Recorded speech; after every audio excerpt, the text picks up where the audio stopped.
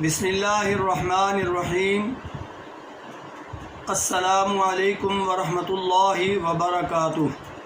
حکیم حافظ ذوالفقار احمد چوہان آپ سے مخاطب ہے۔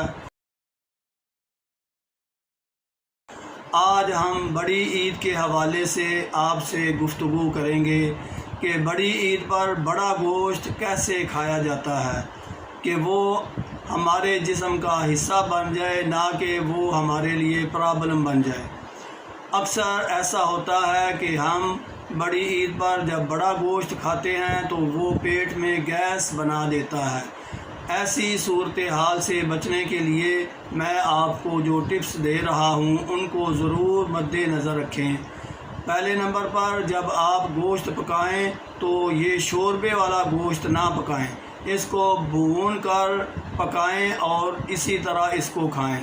دوسری صورتحال یہ ہوگی کہ آپ اس میں مسالے کیا ڈالیں، تو اس میں سبز مرچ کا اضافہ ضرور کریں، اور سبز مرچ بھی کاٹ کر نہیں ڈالیں، ثابت ہی سبز مرچ اضافہ کریں۔ اس کے علاوہ کالی مرچ، نمک، ادرک، ہلدی، لہسن، زیرہ سفید یہ مسالے بھی آپ ڈالیں۔ اگر آپ نمکین کھانا چاہتے ہیں تو پھر بھی ٹھیک ہے، لیکن جب آپ نمک والا گوشت بنائیں تو 1-2 سبز مرچ اس میں ضرور ثابت ہی سبز مرچ استعمال کریں۔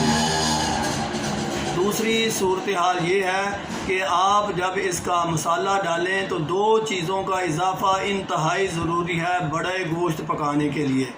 ایک تو اجوائن کی چٹکی آپ ضرور ڈال لیں، دوسری ہینگ ایک چیز ہوتی ہے، پنسار سے مل جاتی ہے، آپ اس کا بھی اضافہ اس میں ضرور کریں۔ یہ پکاتے ہوئے دونوں چیزیں ضرور ایڈ کریں۔ یقین کریں آپ جتنا مرضی گوشت کھائیں گے آپ کو وہ ہضم ہوگا اور معدے میں پرابلم بھی نہیں کرے گا۔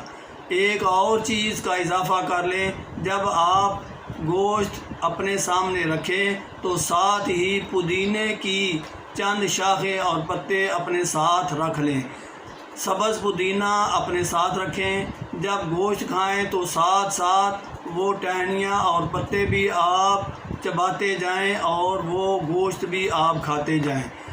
انشاءاللہ اس سے یہ فائدہ ہوگا کہ گوشت ہضم ہونا شروع ہو جائے گا، کوئی گرانی نہیں آئے گی، بلکہ جسم میں قوت بننا شروع ہو جائے گی۔ یہ ایسی ٹپس ہیں، اگر ان پر بندہ عمل کرے تو جتنا مرضی گوشت کھائے وہ ہضم ہونا شروع ہو جائے گا۔ اور ساتھ ہی میں یہ ذکر ضرور کرنا چاہتا ہوں کہ پانی جو ہے وہ ٹھنڈا استعمال نہیں کرنا، تازہ پانی پئیں۔ اگر زیادہ فائدہ اٹھانا ہے تو نیم گرم پانی استعمال کریں، اور یہ جو کول ڈرنک ہے یہ تو بہت ہی نقصان کا باعث بنتے ہیں، ان سے جتنا اوائڈ ہو اتنا ہی کریں۔ انشاءاللہ میرا اللہ رب العزت آپ کا اور میرا حامی و ناصر ہوگا۔